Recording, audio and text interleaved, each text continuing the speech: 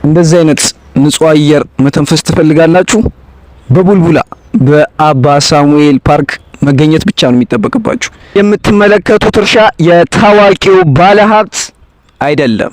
ይህ እርሻ የህዝብ ሀብት ነው። የት ይገኛልም ካላችሁ ደግሞ በቡልቡላ በአባ ሳሙኤል ጫካ ውስጥ ነው። ቤተሰቦች ዛሬ በደቡብ ተገኝቻለሁ ለማለት ይከብዳል። ዛሬ የተገኘሁት በቡልቡላ በአባ ሳሙኤል ጫካ ውስጥ ነው።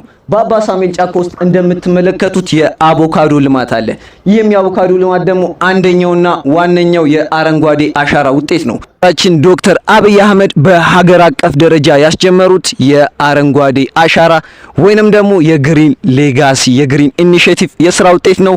መታችሁ አቮካዶ መብላት ትችላላችሁ። ይህ የምትመለከቱት ይህ የእርሻ መስህብ አንደኛው የአረንጓዴ አሻራ የስራ ውጤት ነው። ኑ መንደሬ መብላት ትችላላችሁ። ይመቻችሁ።